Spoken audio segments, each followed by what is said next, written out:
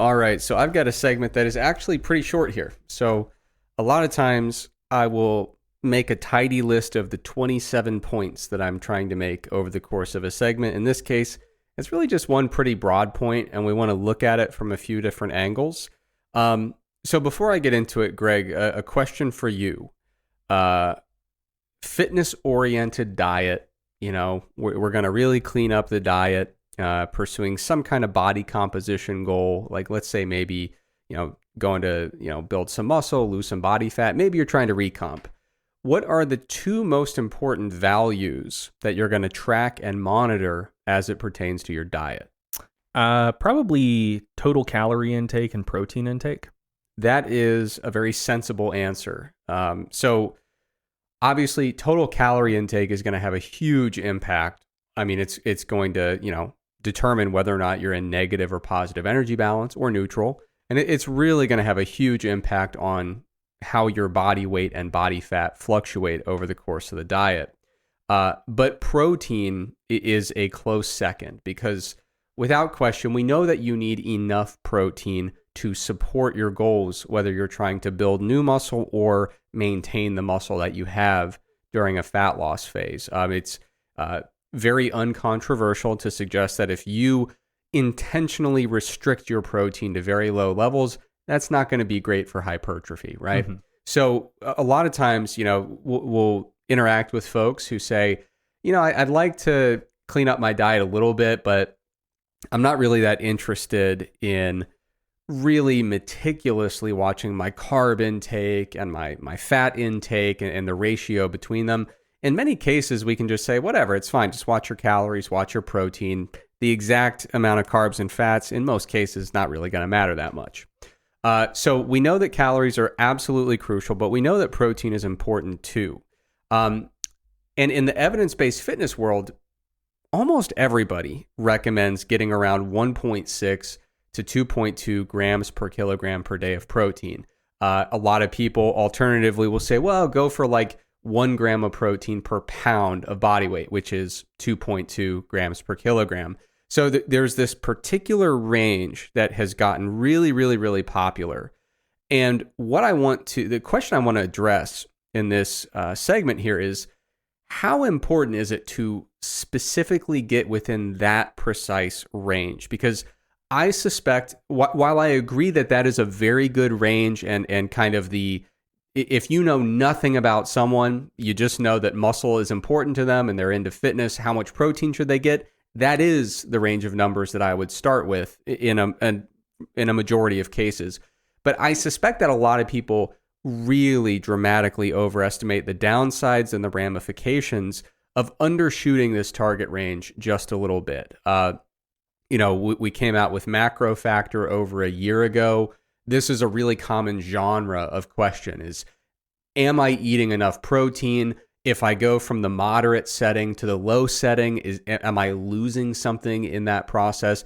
Protein intake comes up a lot, and it's usually coming from a place of concern about what if I don't get 1.6 grams per kilogram per day. Mm-hmm. So there was a relatively new meta-analysis. I think it was published like an e-print online ahead of print a couple months ago or a few months ago.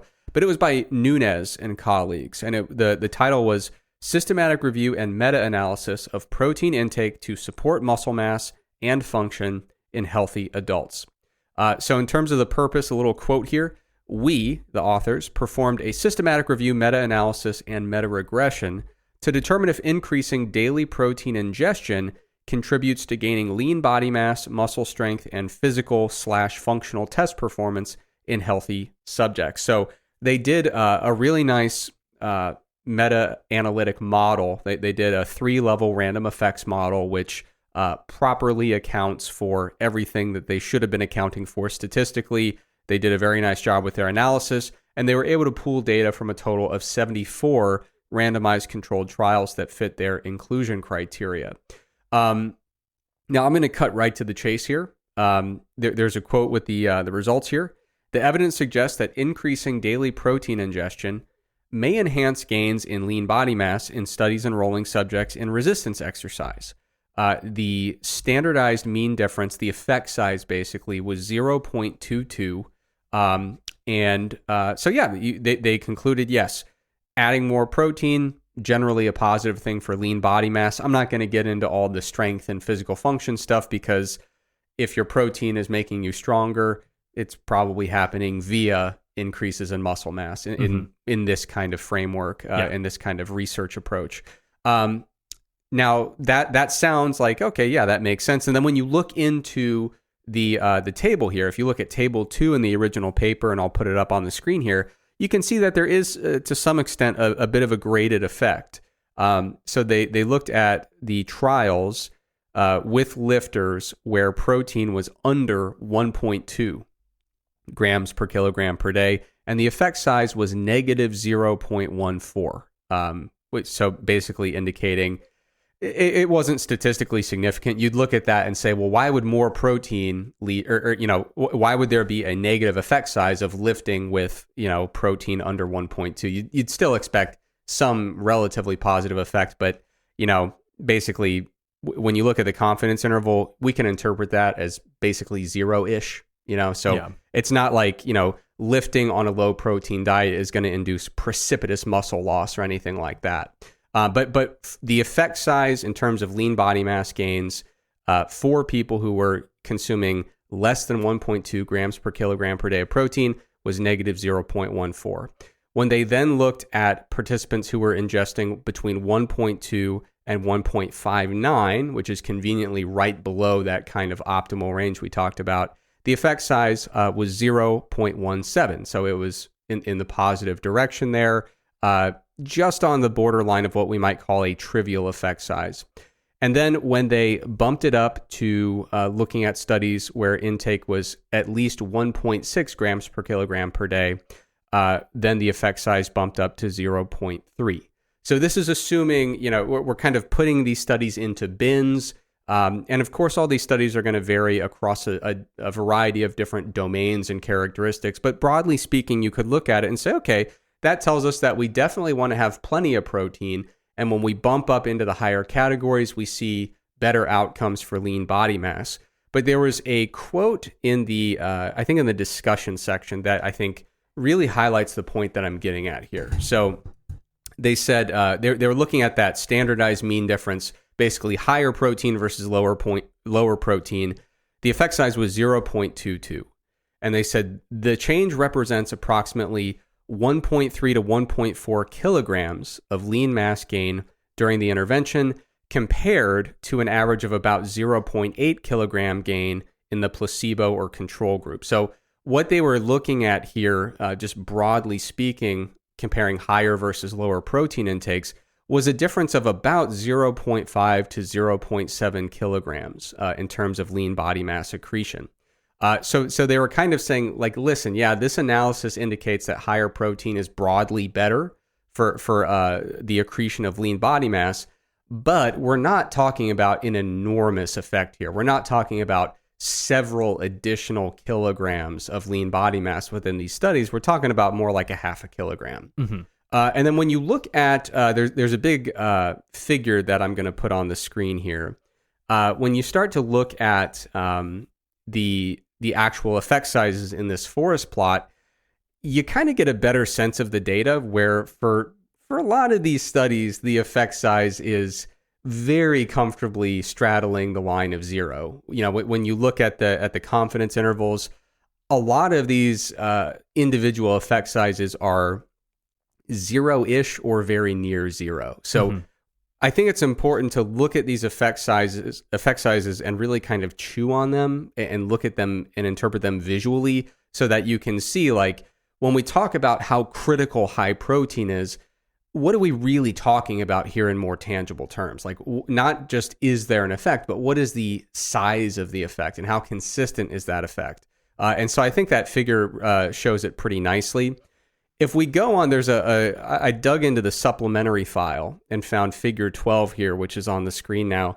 It's a bubble plot, and it's basically just showing on the x-axis, what is the protein ingestion in grams per kilogram per day, and then the y-axis is just indicating the amount of increase in lean body mass that was observed.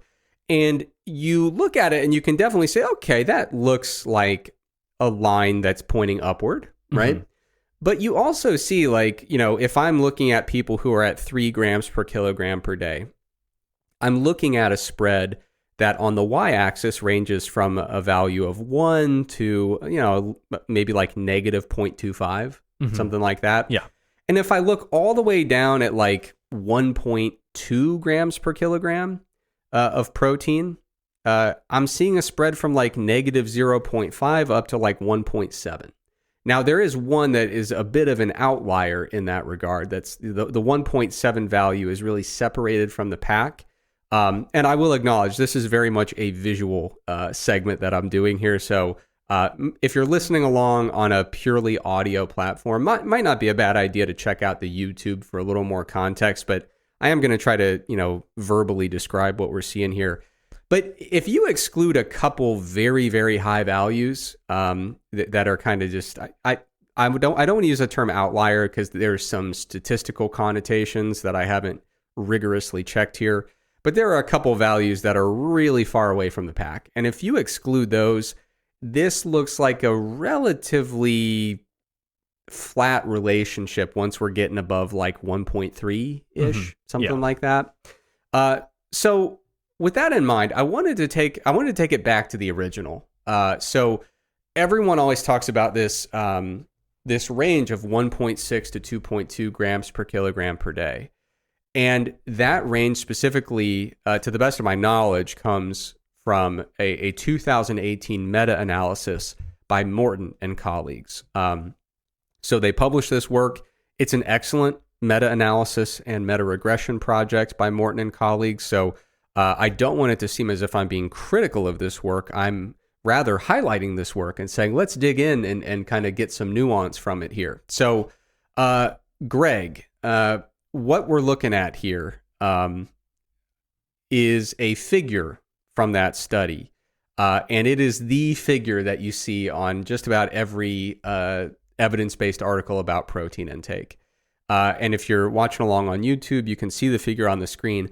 What I did here was I used WebPlot Digitizer, which is a great tool for kind of extracting values from figures in studies. And I plotted it myself because I wanted to get rid of the lines. This is a conversation you and I have had many a time over the years.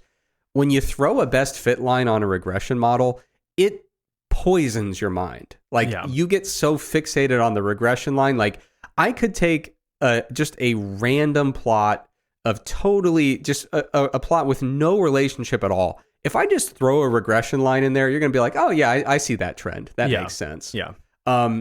So I took all the lines out and stuff like that. Not that they're misleading. They're a good choice for the original paper. But if we just look at this distribution broadly, how would you describe it, Greg? Oh, man.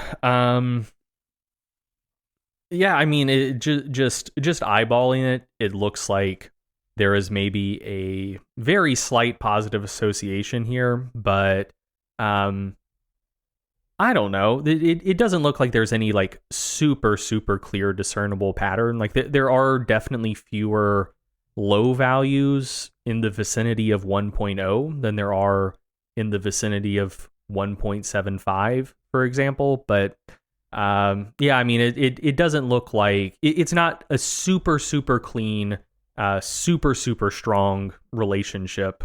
I would say. Yeah, and I mean, not to cherry pick, but I'll go ahead and cherry pick. But you know, you look at this distribution and you say, well, if I was consuming 1.3 grams per kilogram per day, how certain am I that my gains will be materially different from someone who's consuming 2.1? And with it, if you start binning it up into little sections like that, you start to say, man, it's actually kind of hard to look at a particular intake and say, oh, I'm quite confident that you're going to be far worse off at 1.5 compared to 2.25. But anyway, I'm going to show on the screen here. It's contextualized a little bit more by adding some axis labels just so that we can kind of get our bearings and kind of really fully contextualize what we're looking at, not just with values, but with axis labels. And then, of course, I'm going to show on the screen a linear trend line. So this linear trend line does indicate that there is, broadly speaking, a positive trajectory to this data. The R squared value for the linear trend line is 0.126. So what that tells us is protein intake in grams per kilogram per day is explaining about 12 or 13% of the variance in gains in fat-free mass. Now, one thing I should acknowledge is that the authors used a breakpoint analysis in the original paper, which means they would suggest that a linear trend is not the appropriate trend line for this. But if we look at a recreation of the original figure, this was actually taken from a Stronger by Science article.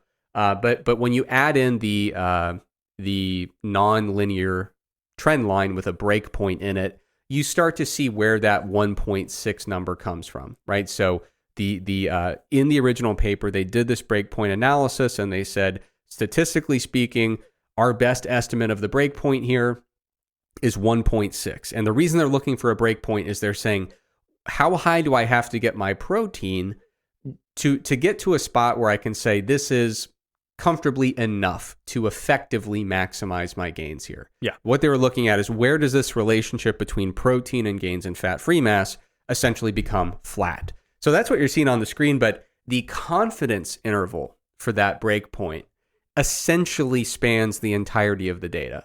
So the statistical interpretation of this would be the breakpoint is at 1.6, but the 95% confidence interval ranges from, I forget the exact numbers, but it was basically like from 1 to like 2.2-ish or something like that. Yeah. Now, this was a really fantastic piece of research, and like I said, I don't want to make it seem like I'm being critical, but what I want to encourage people to do is look at these data slightly differently, okay? Because everyone sees this figure, and when you draw the trend line with the breakpoint, you say, oh, yeah, that makes sense. Give me 1.6 at least. But what I want to do is kind of reframe what we're looking at here. So in the previous systematic review, I was talking about the meta-analysis by Nunes, the newer one.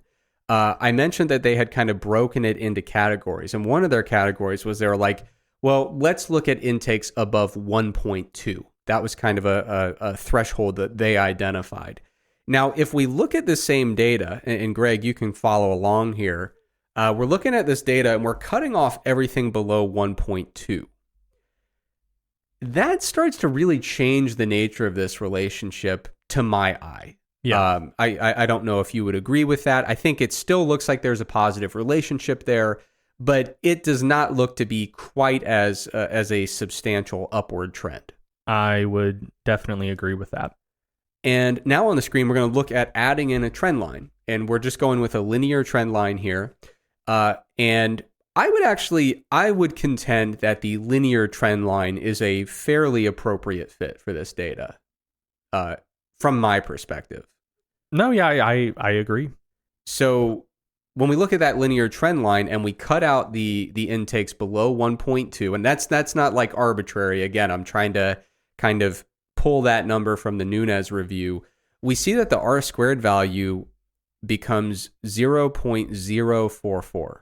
And so what that's telling us is, once we're looking at intakes above 1.2 grams per kilogram per day, protein intake is only explaining about 4%, maybe 5% of the variance in changes in fat-free mass in these studies. And there is one value in this particular data set that is kind of, it's certainly not an outlier, but it is head and shoulders above the rest. You know, there's this one value up there that's hanging out well above 3 on the y-axis that does seem to kind of nudge us towards saying, oh yeah, it looks like there's really something to these extra high protein intakes. So what I did here is I essentially just removed that one value, which now we're getting into the realm of cherry picking a bit. Well, haters might call it cherry picking, but someone else might call it a leave one out analysis.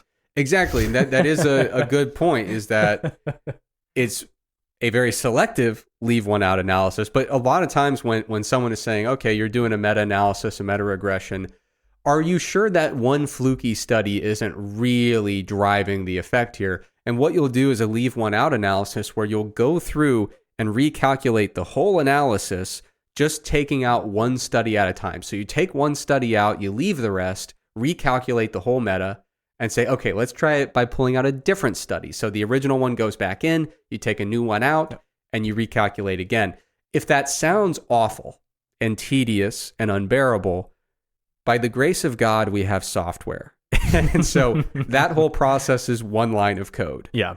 So props to people who make software. But yeah, and so to be clear, ultimately what you're trying to do with a leave one out analysis is you want to make sure that one particularly influential data point isn't just driving your results or having an undue amount of weight. So, if you're calculating an effect size or a beta coefficient, do you see like a 20% shift in your beta coefficient and your p-value go from like 0.04 to 0.15 if you leave one study out? Like, do you see, and this is, I think oftentimes it's somewhat subjective. Like, basically, you're just looking to see, are there any studies that are really, really influencing this pooled effect we're observing? Yeah, and it is subjective, but you're gonna, if you're doing a leave one out analysis and there's just one particular study and all of a sudden your pooled effect size drops by 30%, you're like, oh crap, like something is really happening here. And I'll note, just as a bit of inside baseball, I've noticed that leave one out analyses aren't done super frequently in meta-analyses, and it seems like they're almost always done when the researchers just like do their literature search, extract the data, plot it, and they're like, fuck, like I know what I'm seeing here. I know one of these studies is skewing my results, so let's say we plan to do a leave one out analysis, and then we can present the results with and without that one study. Yeah, it's a convenient way to say, like, how can I say that one researcher is completely full of shit, but make it a systematic process? Yeah, essentially, yeah. Or at least get me off the hook for pretending that one particular finding is actually like representative and should be included. Yeah. But anyway, so if we remove that one, it doesn't really change that much, honestly. I did it because I expected that I would look at the data and say, whoa, things are fundamentally quite different here. It doesn't really change that much, and it's on the screen. You can kind of make your own assessment there. It still looks like there's, generally speaking, an upward trajectory, but in the interest of being transparent, if I thought it was going to be nifty, I included it, even though it doesn't really fundamentally change things that much. I don't want to just like only include things that I expect to be interesting that end up looking interesting. Yeah. So then when we look at the trend line, again, we do see that the R-squared value drops from 0.044 to 0.029. That's inconsequential. Effectively no impact there. And now I'm full-blown cherry picking, but cherry picking to prove a point. So I mentioned, to be fair, I think that's why most people cherry pick. Correct. Yeah. So I'm not hiding the method by which I am selecting fruit. Yeah. I am cherry picking here, but it's merely to be an illustration, which is.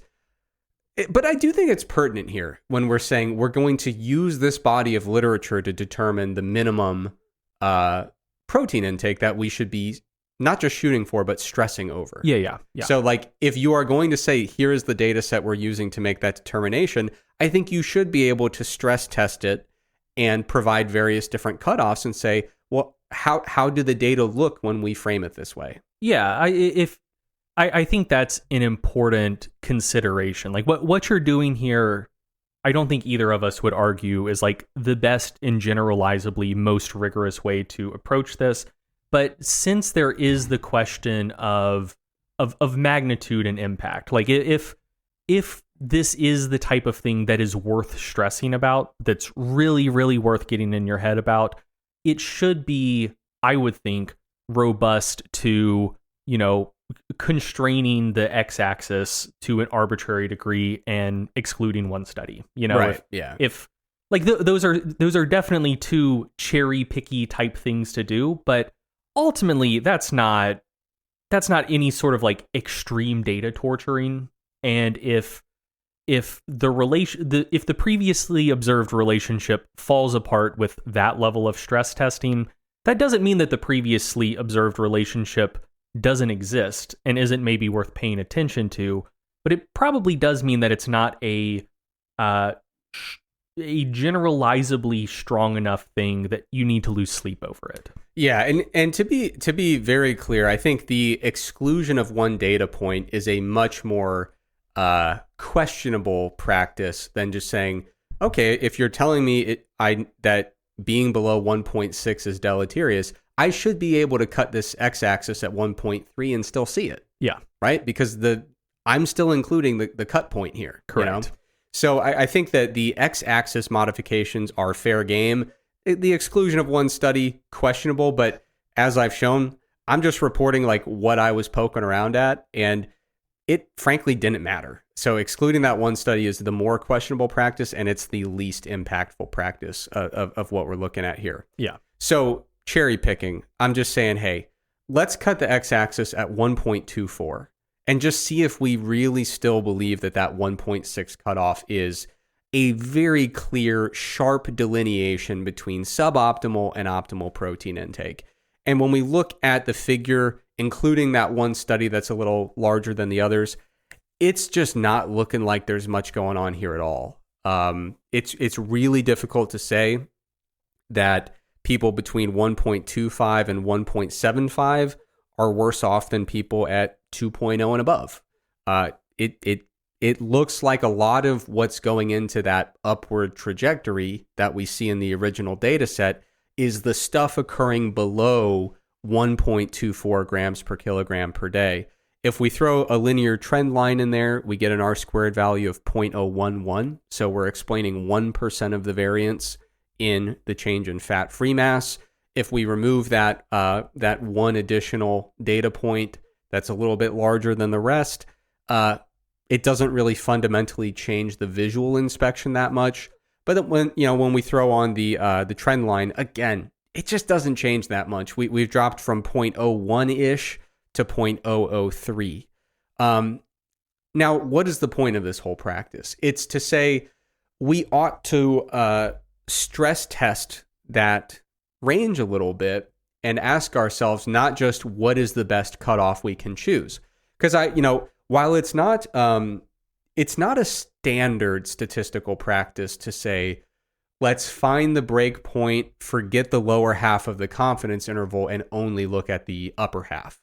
I have not seen that as a commonplace statistical method. But I think it's a justifiable way to view it in a practical sense. So I'm not faulting the researchers for doing that, but it is worth kind of just putting that out there. But if the claim is 1.6, you got to get there, and if not, you're going to regret it, then we should be able to cut the axis off at 1.24 and say, do we still feel that way? And when we look at this data, I think it largely conforms kind of to something that we talked about a long time ago on the show, without any data in front of us, without any kind of evidence, without a direct piece of evidence we were going by. We were talking about, like, what is the lowest protein intake that you feel generally like fine about? Yeah. And we didn't say the RDA of 0.8. We were both in agreement that was pretty low. The number that we both felt pretty good about was like, get above like 1.2-ish. Looking at this data would not strictly, reinforce that number. It would say, 1.25-ish might be where you want to get above, if we're going to, assume that this data is, the best possible data that we can pull together to answer this. And I think that it is a very nice representative data set for that. Yeah. So what I'm getting at here, I think it's important to clarify what I am concluding, but more importantly, what I'm not concluding. So I am not saying that protein is unimportant. Nothing in this presentation or in this segment would indicate that. I am not saying that protein is unrelated to gains in fat-free mass. It clearly is. I'm not saying that 1.6 to 2.2 grams per kilogram is an ineffective optimal protein target. I actually still very much believe that that is a very nice, if you were to ask me with no additional knowledge about the situation, someone's trying to build muscle, how much protein? And if you tell me to scale it by total body mass, I'm going to say 1.6 to 2.2. Mm-hmm. I'm not saying that that is a bad target, but what I am concluding is a few very important points. First of all, resistance training drives muscle growth, but the protein we're adding in there is merely permissive, and we shouldn't lose sight of that. There's a lot of folks who worry way too much about their exact protein intake and not enough about, am I doing the things required to stimulate muscle growth? The training component is really driving the ship here. The protein is simply having a permissive effect. So all we're trying to do is get the protein high enough to really let those gains materialize and manifest. What I am concluding is protein restriction to very low levels is definitely bad for your gains.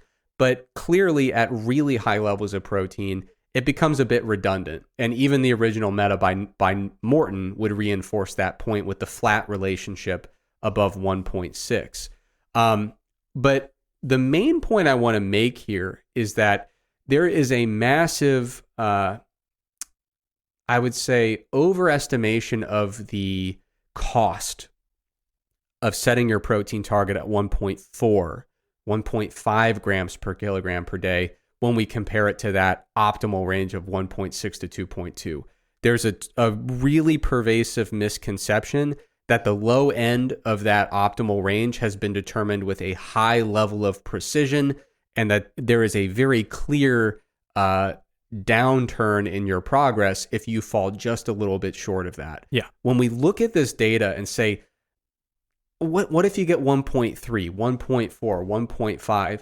The data would indicate that the difference between getting pretty damn sufficient protein intake in that 1.3, 1.4, 1.5 range, the difference between pretty damn sufficient and fully optimal is very, very slim. And the line separating those two categories is actually pretty hard to draw when you just put the data out there and say, where are we seeing the dramatic drop off in gains as protein gets lower and lower and lower? Mm-hmm. So what I would encourage people to do is be just a little bit less dogmatic about the idea that every human being should have their protein between 1.6 and 2.2. If you were to go out into like a message board or a forum, if those still exist, I don't know. You were to go into a subreddit and say, hey, I just hired a new fitness coach. I'm trying to put on some muscle. They gave me this diet recommendation, and the protein target's 1.5 grams per kilogram per day. Or for this example, 1.4. Mm-hmm. You're going to get about 2/3 of that group who says, you got to fire this person right away. Yeah, they're a fucking fraud. They're fully incompetent. And the other 1/3 is going to say they should be in jail. Yeah. Like the visceral reactions. Well, and you might have one angry, very radicalized vegan who says like, no, abs, that's way too high. Like your kidneys are fucked. Yeah. And before we get angry messages, I actually am vegan now. I haven't told you that yet, but congrats. I have made the transition. The only exception is that I haven't been eating eggs much because I don't feel like it. Yeah. I'm still very comfortable eating the eggs from my local animal rescue because those chickens live a better life than I do. Mm-hmm. And the reason I went vegan is just for animal welfare concerns. Yeah. So like those chickens are doing just fine. And to be clear, that was a comment about a particular, I think, relatively small subsection of vegans, not vegans generally. Yeah, but small subsections tend to be very outspoken. Yes. and that's definitely the case. But anyway, yeah, like there has been this widespread adoption of that optimal range without a lot of nuance behind it.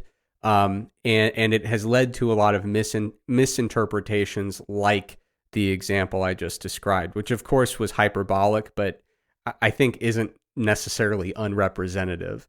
And so with that in mind, I do want to talk, I want to remind people that if you're getting your protein like 1.3 to 1.5 grams per kilogram per day and bumping it up to 1.6 is challenging, it's infeasible, it's inconvenient, or it's simply just unpleasant for you, it, based on the research, does not make a lot of sense to totally beat yourself up about that.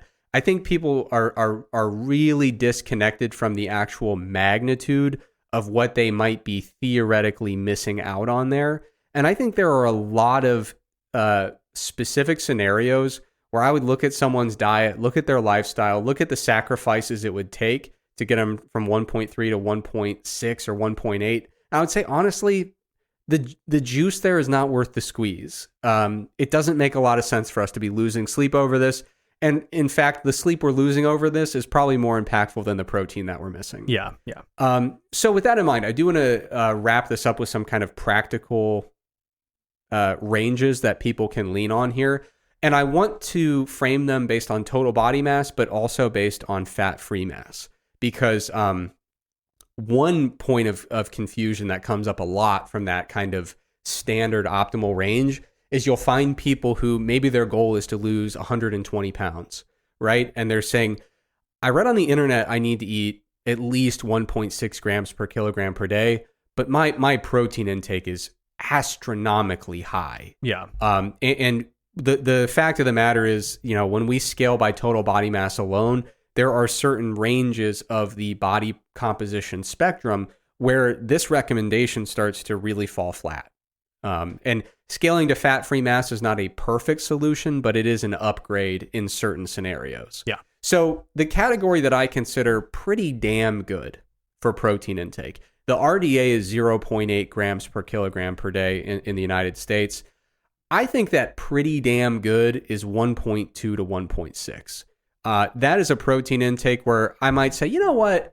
It's possible that we are not fully optimizing your gains, but we are getting the lion's share of gains that are currently accessible to you. And what gains are accessible to you, that's going to be determined by your genetics, your response to training, and the nuts and bolts of your current training program. Mm-hmm. Now, for the fat-free mass equivalent, I would say that would be roughly 1.5 to 2 grams per kilogram of fat-free mass. Mm-hmm. Now, the optimal range, I still agree. I absolutely concur. If you said, my goal is to leave no gains on the table, and I want to leave no doubt, I want to be certain that I am in the optimal range and I'm not under-eating my protein, I still think the optimal range going by total body mass is 1.6 to 2.2 grams per kilogram per day. And if we scale that to fat-free mass, I'd say that's more in the range of like 2 to 2.75 grams of protein per kilogram of fat-free mass. And one additional note, since you brought up vegans, this was actually already in the outline. If you are totally vegan, so no eggs, no dairy, no meat, no fish, all that stuff, and you're very adamant about supporting fat-free mass accretion or retaining it during a cut, I do think, we've talked about previously on the show, there's research indicating if you're getting 1.6 grams per kilogram per day or above per kilogram of total body mass, if you're getting into that standard optimal range, vegan diets versus omnivorous diets seem to have similar effects on hypertrophy. Even as a vegan, I can acknowledge as total protein intake starts getting lower and lower, the differences between a vegan diet and an omnivorous diet and how they support hypertrophy, the differences become more apparent. Yeah. And so what that means is it's very nice as a vegan to say, whatever, just eat enough protein and you're good, get over 1.6 and you're fine. If you are going to give yourself a little bit of slack and say, I don't need to push to 1.6, I realize based on the literature, I'm not necessarily losing that much if I settle a little lower than that. I would still say either try to get at least 1.4-ish if you're totally vegan, or just be really, really adamant about making sure that you have some really high-ish quality vegan proteins in your diet. So make sure you've got plenty of, soy-based proteins, mycoprotein-based proteins. Maybe you spend a little more time making sure that you have complementary protein sources. You just want to have a kind of a heightened sense of awareness if you're on a totally vegan diet and you are falling below that 1.6 threshold. If you're on a ovo-lacto vegetarian diet and you're still getting whey and Greek yogurt and eggs and all that stuff, you're basically an omnivore when it comes to protein quality. Yeah. So that little caveat there, I'd say, only applies to pretty strict vegans. All right, so I think that does it. Like I said, basically just trying to make one point, and that is I'm not disputing the kind of standard optimal range for protein intake, but I do think people should, when they really hate getting up into that higher range of protein intake, it's worth readdressing the question of how much do I lose when I settle at 1.4 instead of 1.6? And the answer, based on the literature, is simply not that much. Absolutely. I think that's a good just kind of like generalizable thing to keep in mind. Like if someone is saying that something is good for you and you should do it and it's going to improve your gains, it is worth asking, to what extent does this seem to be generalizably true? Or, is it just like one or two studies kind of supporting this thing? And what is the effect magnitude? Like if something does seem to be net beneficial, but it doesn't, like the actual magnitude of the effect seems to be quite small, then it's just a question of how much is that worth it to you? Like I think this comes up in discussions of supplements pretty frequently. Yeah. Like, the like creatine in particular seems to be quite good. And then once you go down from there, there's a variety of things that might have a beneficial effect on strength endurance or any number of like acute training variables. Generally, the impact isn't all that large. And so if someone approached all of those things with kind of the same mindset that it seems a lot of people approach protein with, of, damn, like I definitely have to get to 1.6 grams per kilo or I'm leaving a lot on the table.